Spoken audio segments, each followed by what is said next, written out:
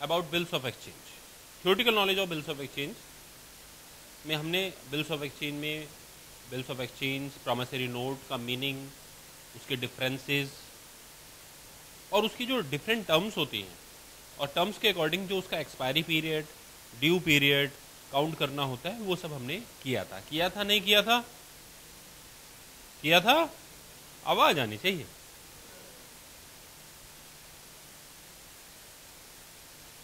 आप लोगों ने घर पर जाकर रिवीजन करा?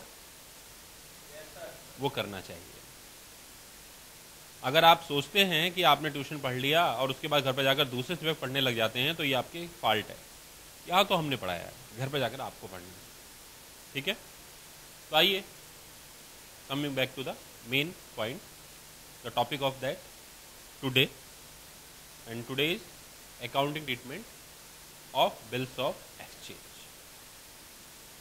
आज के टॉपिक में हम सीखने वाले हैं कि what are the journal entries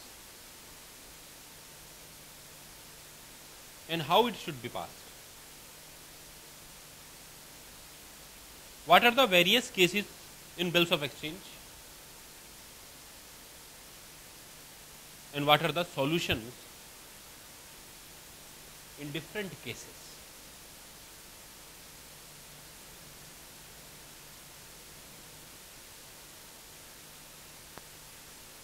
chapter की शुरुआत में आपको बताया गया था कि बिल्स ऑफ एक्सचेंज होता क्या। जब एक ट्रांजैक्शन सेलर और बायर के बीच में होता है, और वो किस में होता है? क्रेडिट में होता है, तो there should be evidence of A dept, and that dept is supported by that instrument which is known as bills of exchange. Correct?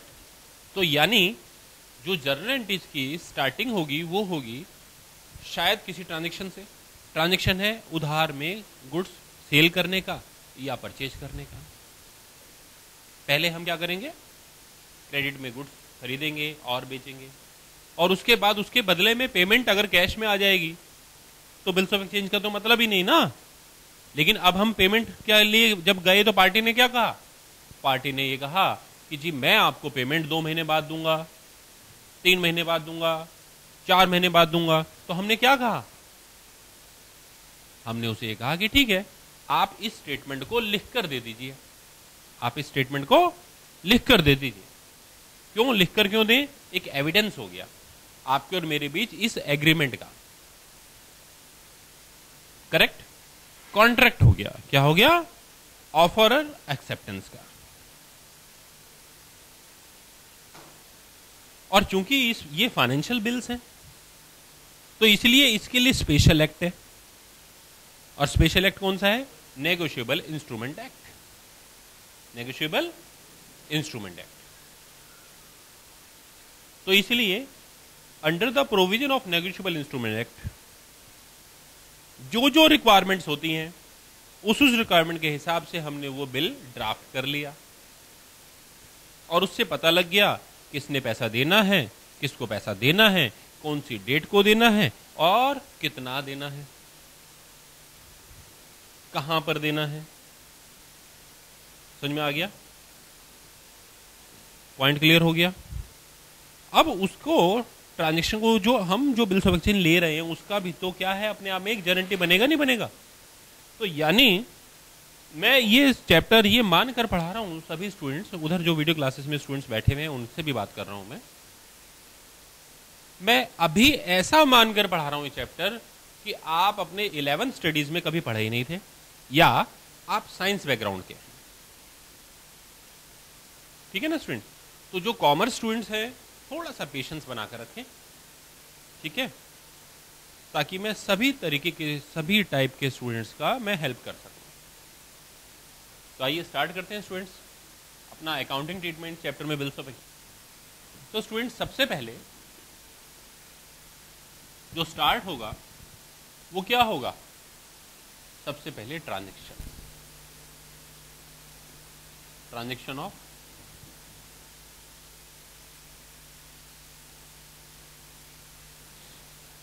Goods को बेचा। किसने?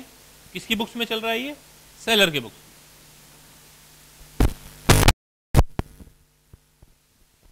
और फिर होगा स्टूडेंट्स, उसके बाद है उसे बिल्स ऑफ एक्सचेंज मिल जाएगा।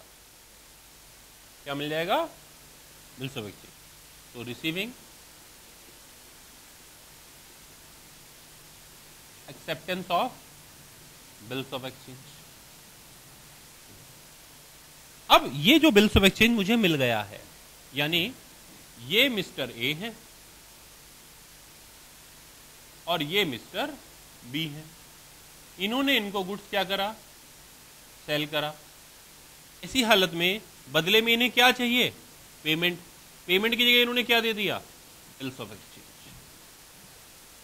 तो पहली एंट्री ये हो गई स्टूडेंट, दूसरी एंट्री ये हो गई किसकी बुक्स में?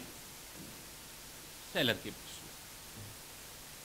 यानी बायर भी कुछ करेगा एंट्री। तो बायर कौन सी एंट्री करेगा? बायर करेगा buying of goods.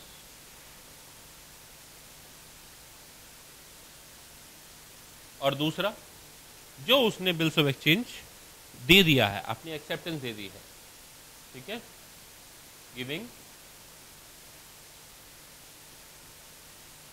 Acceptance of bills payable, जिसे बिल्स ऑफ एक्सचेंज बोल रहे हैं हम। ये बात क्लियर होगी? दो एंट्री सब जगह है। अब सवाल ये उठता है स्टूडेंट्स कि क्या पहली एंट्री हर बार होगी? नहीं, एक केस और भी हो सकता है। वो क्या हो सकता है कि ये दोनों दोस्त हैं। क्या हैं? They are friends, mister Jai and mister Biru, और उनके पास पैसा नहीं है और उन्हें 3 महीने के लिए पैसे का इंतजाम करना है। Point clear? They are in need of funds, they require finance for just a 3 months period. तो अभी वो क्या कर सकते हैं? तो उन्होंने एक दूसरे को क्या लिख दिया? बिल लिख दिया। He is drawing the bill and he is accepting the bill. तो एक आर्टिफिशियल उन्होंने बिल्स ऑफ एक्सचेंज ड्राफ्ट कर दिया without transaction. There was no history of any transaction before or given acceptance of this bills of exchange. And why they are doing? They are doing just because making a bills of exchange, just to accommodate either himself or both of them. Bills of exchange तैयार हो गया है। Bills of exchange क्या हो गया? बिना किसी transaction के। तो वो हो गया सेकंड। तो इसके लिए आप लोगों को याद होगा क्लास नंबर 1 में मैंने आपको बताया था कि बिल्स ऑफ एक्सचेंज 2 तरीके के होते हैं। बिल्स ऑफ एक्सचेंज कितने तरीके के होते हैं? नंबर 1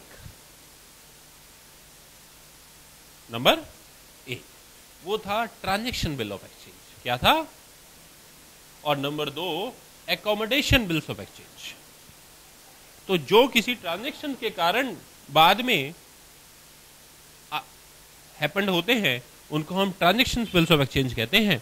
और जो बिना किसी ट्रांजैक्शंस के हों, एक दूसरे को अकोमोडेट करने के लिए हो, एक दूसरे की हेल्प करने के लिए हो, उन्हें एकोमोडेशन बिल्स कहते हैं। क्या कहते हैं?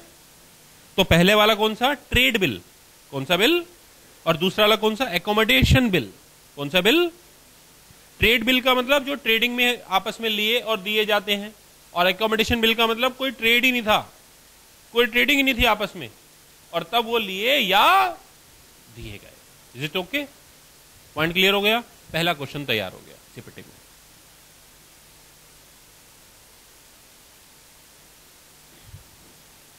क्यों बताया?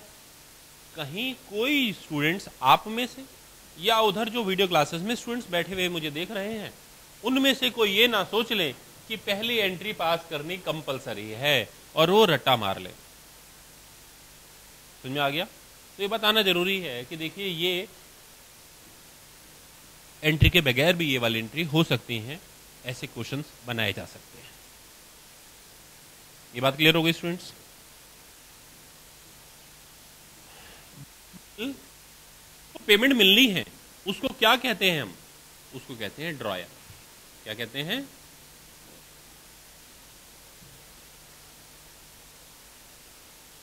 और जो उस पर साइन करके अपने एक्सेप्टेंस देता है उसे क्या कहते हैं हम? ड्रॉइंग। नॉर्मल केस में ये ऐसा होता है अगर बिल्स ऑफ एक्सचेंज है। प्रॉमिसरी नोट है तो थोड़ी सी डिफरेंट होती है, वो थियोरेटिकल मीनिंग से मालूम है आप लोगों को।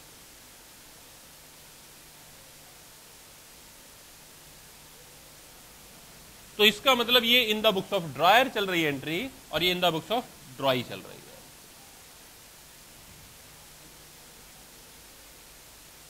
मैं जर्नल एंट्रीज नहीं बताने वाला अभी, कहीं आप सोच रहे हो मैं जर्नल एंट्री बताऊंगा, अभी थोड़ी देर बाद बताऊंगा। अभी सिर्फ हेडिंग समझा रहा हूं। हेडिंग नंबर 1 गुड्स को बेचने का, गुड्स को खरीदने का। Heading number 2 bills of exchange लेने का या बिल्स ऑफ एक्सचेंज देने का। नंबर 3 मेरे पास बिल्स ऑफ एक्सचेंज, मैं कौन हूं? मैं ड्रायर हूं। मैं उस बिल्स ऑफ एक्सचेंज का क्या कर सकता हूं? देखिए स्टूडेंट्स, बिल्स ऑफ एक्सचेंज के मेरे पास कई ऑप्शन है। क्या है मेरे पास? मैं कौन हूं? पास क्या है? कई ऑप्शंस है, कई ऑप्शंस है कि मैं इस बिल्स ऑफ एक्सचेंज का क्या क्या कर सकता हूं। पहला, फर्स्ट ऑप्शन, इस बिल में लिखा हुआ है 3 महीने के बाद पेमेंट होगी, तो मैं इस बिल को 3 महीने तक अपने पास रख सकता हूं, और 3 महीने बाद जाऊंगा मैं इनके पास और मैंने दिखाऊंगा कि देखिए आपने मुझे लिखकर कहा था कि मैं 3 महीने बाद पेमेंट कर दूंगा, तो ये आप अपना बिल रख लीजिए और मुझे अपना पैसा दे दीजिए। This is the first option. समझ में आ गया आप लोगों को? तो ये अगर क्वेश्चन में फर्स्ट ऑप्शन वाला क्वेश्चन है तो आपको फर्स्ट ऑप्शन की गारंटी 3rd नंबर पर पास करनी पड़ेगी। यानी इसका मतलब आपको, आप समझ गए कि कौन क्वेश्चन जो दिया गया है वो कौन सा दिया गया है? फर्स्ट ऑप्शन वाला। और फर्स्ट ऑप्शन का मतलब bill is retained till maturity. ठीक है ना? जो उधर वीडियो प्रोडक्शन में पीछे कैप्चर कर रहे हैं, मैं उनसे पूछ रहा हूं कि ये बच्चों को नजर आ रहा है ना? ठीक, बढ़िया।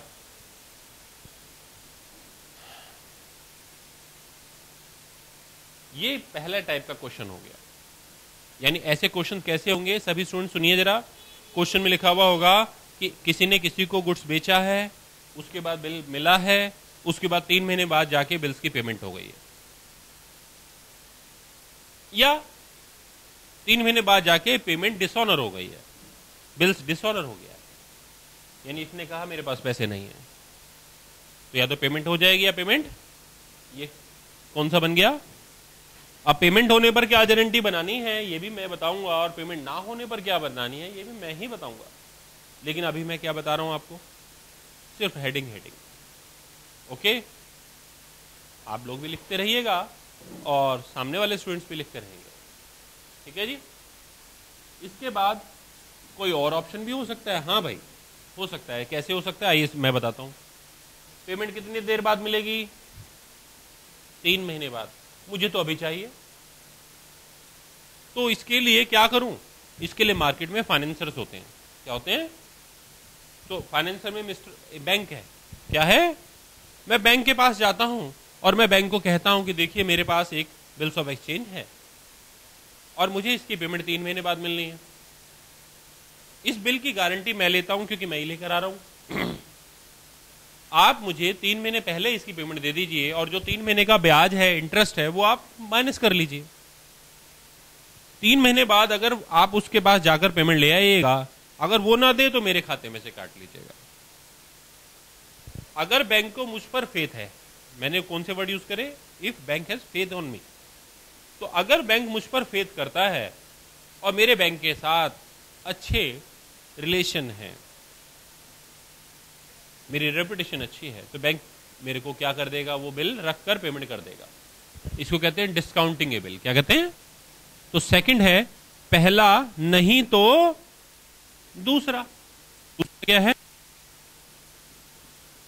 बिल इज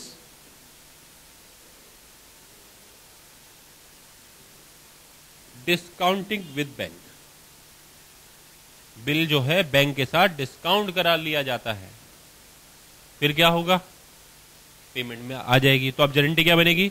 अगर क्वेश्चन में लिखा हुआ है तो क्वेश्चन में क्या लिखा होगा? क्वेश्चन में लिखा होगा कि मिस्टर ए ने मिस्टर बी को गुड्स बेचा, मिस्टर ए ने बिल्स ऑफ एक्सचेंज रिसीव करा, मिस्टर ए बैंक में गए और जाकर डिस्काउंट करा लिया। उसके बाद टाइम आया 3 महीने बाद और बैंक को पेमेंट हो गई, या टाइम आया 3 महीने बाद और बैंक को पेमेंट नहीं हुई और बिल डिसऑनर हो गया। अगर बैंक को पेमेंट हो गई तो उस समय पर मुझे कोई एंट्री नहीं करनी, पर अगर बैंक को पेमेंट नहीं हुई तो बैंक ने मेरे अकाउंट में से पैसे निकाल लिए होंगे, तो इसलिए मेरे अकाउंट में से पैसे कम हो गए, तो इसलिए मुझे अपने अकाउंट में से पैसे कम करने वाली एंट्री करनी पड़ेगी, जिसको मैं डिसऑनर की एंट्री कहूंगा उस समय पर। समझ में आ गया? ये बात क्लियर हो गई सभी स्टूडेंट्स को? इसके अलावा भी कोई ऑप्शन है? हाँ जी, इसके अलावा एक ऑप्शन और है, पहला नहीं तो दूसरा, और नहीं यानी अगर थर्ड है तो फर्स्ट और सेकंड नहीं है। ये पेन क्या ऐसा हो सकता है कि मैं अपने पास भी रख लूं और आपको भी दे दूं? बोलो। तो ऐसे ही ये बिल्स ऑफ एक्सचेंज या तो मैं अपने पास रखूंगा, और अगर मैं किसी और को देता हूं तो अपने पास से नहीं रखूंगा। तो इसलिए कभी भी बहुत से स्टूडेंट ये सोचने लग जाते हैं कि एक ही क्वेश्चन में ये दोनों मिक्स हो जाएंगे। नहीं, कोई भी एक पॉइंट ही मिक्स हो पाएगा। अगर मेरे पास है तो फिर मैं बैंक को नहीं दे सकता, अगर मैंने बैंक को दे दिया तो मेरे पास नहीं है, तो मैं जाकर 3 महीने बाद पैसे लेने खुद नहीं चाहूंगा, बैंक जाएगा पैसे मांगने। बैंक को मिल जाएगा तो बहुत अच्छी बात, नहीं मिलेगा तो बैंक मेरे अकाउंट में से डेबिट कर देगा, माइनस कर देगा। क्लियर है स्टूडेंट्स? आप जो उधर देख रहे हैं मुझको, ठीक है।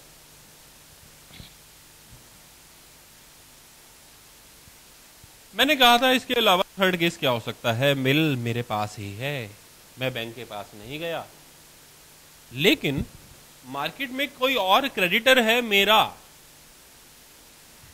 और उस क्रेडिटर को मुझसे पैसा चाहिए। वो क्रेडिटर मेरे पास आता है और मेरे से पैसा मांगता है। मैंने क्या कहा? मैंने कहा जी इस समय मेरे पास पैसा नहीं है, और उसने कहा कि ठीक है आपके पास पेमेंट नहीं है, लेकिन अगर आपके पास कोई बिल्स ऑफ एक्सचेंज है तो वो दे दो, मैं उससे भी खुश हो जाऊंगा। तो मैंने जो मेरे पास बिल्स ऑफ एक्सचेंज आया हुआ था, मैंने वो दिखाया उन्हें कि ये बिल्स ऑफ एक्सचेंज है, 3 महीने बाद पेमेंट आएगी। तो मेरे क्रेडिटर ने वो बिल्स ऑफ एक्सचेंज ले लिया। तो बिल्स ऑफ एक्सचेंज अब किसके पास है? मेरे पास था, पर मैंने किसको दे दिया? अपने क्रेडिटर को दे दिया। क्यों दे दिया? क्योंकि नेगोशिएबल इंस्ट्रूमेंट है एक्ट के हिसाब से, वो एक उसकी एक मनी वर्थ है, उसकी पैसे वाली कीमत है, तो इसलिए वो ले गया।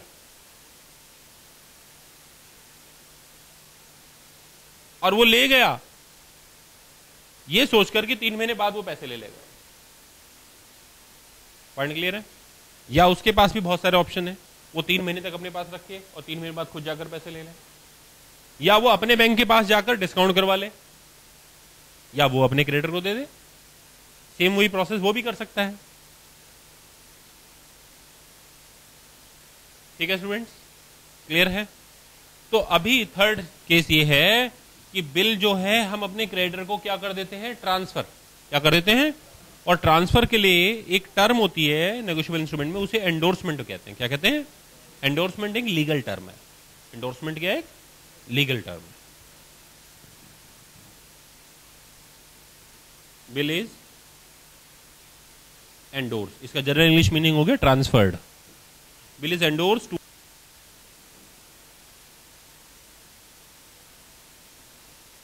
क्रेडिटर। तो बिल किसी क्रेडिटर को हमने दे दिया, सही है? इसके बाद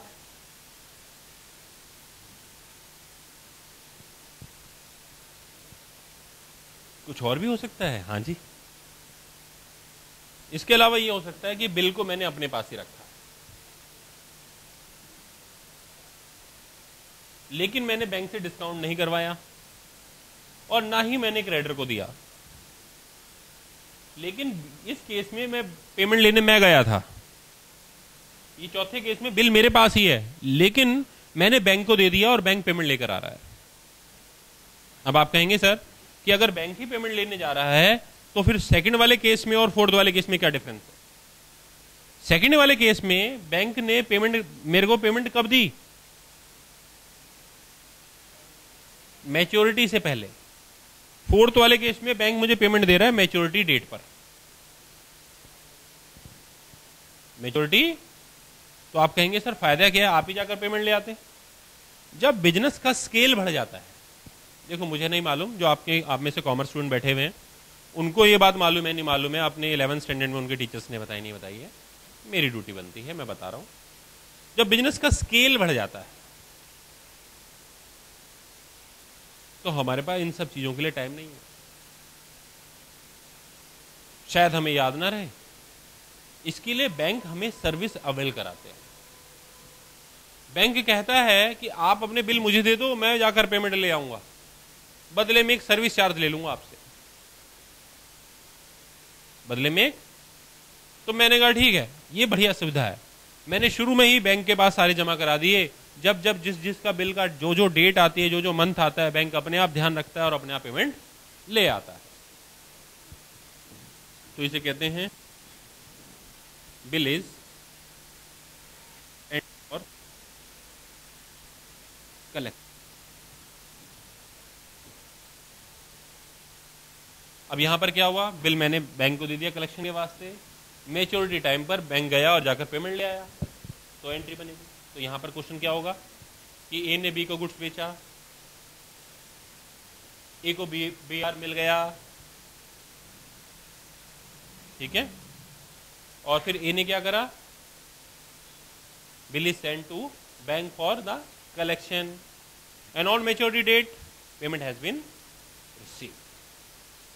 या मैच्योरिटी डेट पर इसने पेमेंट देने से मना कर दिया, तो इसमें क्या लिखा होगा, on maturity date bill is not collected as it gets dishonour. ऐसे क्वेश्चंस लिखे हुए होंगे। ये बातें क्लियर हो गई सबको? अब हम इधर आते हैं, किसकी बुक से ये, ड्रॉय की। सबसे पहले उसने गुड्स परचेज किया, फिर उसके बाद उसने बिल्स की एक्सेप्टेंस दे दी, और थर्ड पर क्या होगा, थर्ड पर ये कि या तो वो इसको पेमेंट कर देगा, या तो वो उसकी पेमेंट करने का मतलब ऑनर कर देना। ऑनर का मतलब क्या होता है, रिस्पेक्ट, इज्जत। तो यानी वो इज्जत रख रहा है अपनी बात की। उसने लिख कर दिया था ना, क्या कहा था, I promise to pay this amount, या इसने कहा था you are order to pay this amount to this person on such and such date. तो इसने क्या लिखा था, यस, और फिर उसके बाद अपने सिग्नेचर कर दिए थे। तो यानी दोनों ही केसेस में ये क्या कर रहा है, वचन दे रहा है। तो अब ये अपने वचन का क्या कर रहा है, फुलफिलमेंट, ये वचन को मान रहा है। He is honouring his given words, तो इसीलिए पेमेंट को ऑनर कहा जाता है। और अगर इसने अपने ही शब्दों की बेइज्जती कर दी, it means he is disrespecting of his own words, he is not true to his words, तो उसे कहेंगे डिसऑनर। क्या कहेंगे,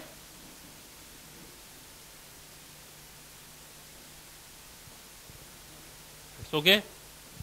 तो ऑनर होने पर एंट्री करनी है, और अगर वो पेमेंट नहीं करेगा तो डिसऑनर पर एंट्री करनी है। सभी को समझ में आ गया?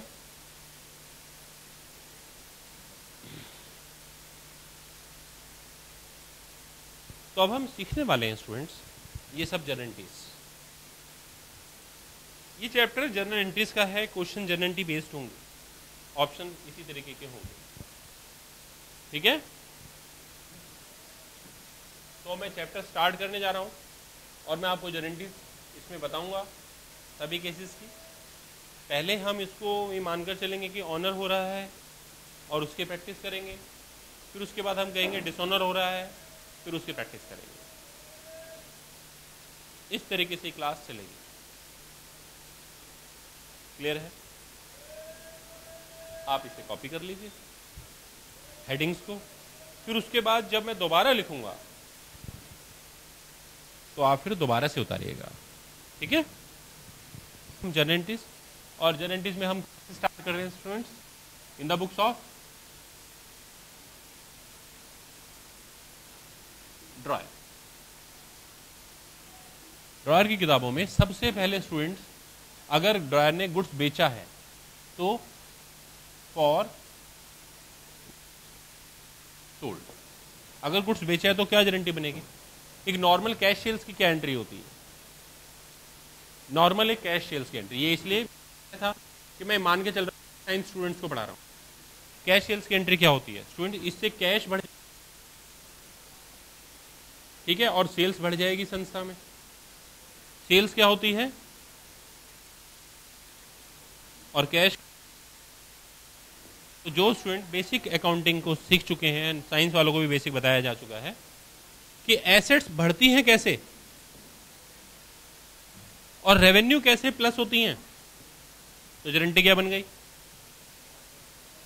कैश अकाउंट डेबिट और सेल्स अकाउंट क्रेडिट, ये हो गई कैश सेल्स की एंट्री। पर अगर कैश सेल्स की जगह क्रेडिट सेल्स हो जाए तो ये तो यही रहेगा, कैश की जगह पार्टी का नाम लिख दो, कैश की जगह पार्टी यानी कस्टमर का नाम लिख दो, तो एंट्री बन जाएगी कस्टमर डेबिट और सेल्स क्रेडिट। सबको समझ में आ गया? ठीक है। तो यानी ऐसी हालत में कस्टमर अकाउंट डेबिट अकाउंट, ये एंट्री हो जाएगी। एग्री हो आप सब मेरे साथ? अब इसके बाद हम उसके घर पेमेंट मांगने गए, उसने क्या पकड़ा दिया हमें? हाँ जी, तो for receiving acceptance of bills of exchange. अगर पेमेंट मिल जाती तो क्या एंट्री करते, ये सोचो। अगर पेमेंट मिल स्टूडेंट, अगर पेमेंट रिसीव हो जाती तो क्या एंट्री करते? कैश प्लस हो जाता, और जो हमारा कस्टमर है वो चला जाता, टाटा बाय बाय, मैं जा रहा हूं, पेमेंट हो गई, अब नहीं आऊंगा। कैश हमारी क्या है? कस्टमर क्या है हमारा? एसेट्स, जो कस्टमर डेटर्स होते हैं उधार के। तो ये एसेट्स क्या हो रही है और ये एसेट्स क्या हो रही है? एसेट्स जो प्लस होती है तो क्या करते हैं, और एसेट माइनस होती है तो गारंटी बन गई कैश डेबिट कस्टमर क्रेडिट। पर अब हमें कैश के लिए क्या मिल रहा है? तो कैश की जगह अब हम, मेरे लिए बिल्स ऑफ एक्सचेंज को हम क्या कहते हैं? तो बीआर डेबिट करेंगे। समझ में आ गया? तो गारंटी क्या बन गई students? BR account debit to customer account. कई किताबों में इसे ड्रॉई, तो इसलिए आपको बता रहा हूं ब्रैकेट में लिखिए कि ड्रॉई है, क्योंकि अब उसने सिग्नेचर कर दिए हैं, वो ड्राई बन गया। ये बात क्लियर हो गई? यहां पर एक बात ध्यान में रखी जाए स्टूडेंट्स कि कस्टमर जितने से डेबिट करा है, कस्टमर उतने ही क्रेडिट हुआ है। इसका मतलब कस्टमर अकाउंट हमारे बुक्स में से गायब हो गया है, चला गया है, टाटा बाय बाय हो गया। यानी आज बुक्स में कस्टमर के नाम कोई भी अकाउंट नहीं। ये बात समझ में आ गई? आइए इसे हम थोड़ा ऐसे समझते हैं। कैसे? बैलेंस शीट के फॉर्मेट से। ये कौन है हमारा? कस्टमर, यानी जिसे हम डेटर्स के नाम से लिखते हैं। इसने हमें क्या दे दी? B R. तो minus B R, sorry plus B R और माइनस डेटर्स, यही तो हुआ। ये एंट्री को करने से बी आर आ गए तो एसेट्स में प्लस हो गए, बिल्स रिसीवेबल आ गए, और डेटर्स चले गए तो माइनस डेटर्स। बैलेंस शीट में यही तो इंपैक्ट पड़ा। तो ऐसी हालत में उतनी वैल्यू के डेटर्स गायब हो गए आपकी बैलेंस शीट से। और आज क्या है? बी आर है। अब दो बातें हैं स्टूडेंट्स, इधर देखिए।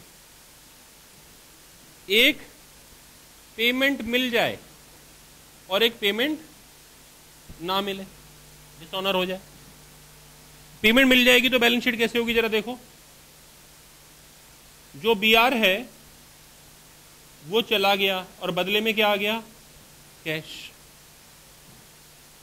और अगर डिसऑनर हो जाएगा स्टूडेंट्स तो बीआर तो चला गया, ये वाला बीआर तो माइनस हो जाएगा, लेकिन बदले में प्लस कैश नहीं होगा, वो डेटर्स वापस हो जाएगा। यानी इसका मतलब है कि जब बिल डिसऑनर होगा तो डेटर्स को डेबिट करना है आपने, ये बात याद रखना। मैं याद दिलाऊंगा ये बात अभी कि जब बिल डिसऑनर होगा तो आपने किसको डेबिट करना है, क्यों करना है, क्योंकि वो वापस आपकी बुक्स में आ गया, वापस आपकी एसेट साइड में आ गया, वापस आपका लीगल राइट है उसे, तो आप उसे वापस उसे बैलेंस शीट एसेट साइड में दिखाएंगे। इसलिए कब उसे डेबिट करेंगे, जब वो पेमेंट ना कर पाए, वरना कोई जरूरत ही नहीं है, वरना तो बुक्स में से फिनिश हो चुका है, अभी हमने देखा था। आप लोग दोबारा से वीडियो रिवाइज करके आप फिर से इसे रिवाइज कर सकते हैं। ठीक है, क्लियर है, आगे चल सकते हैं। ठीक है, मिटा देते हैं।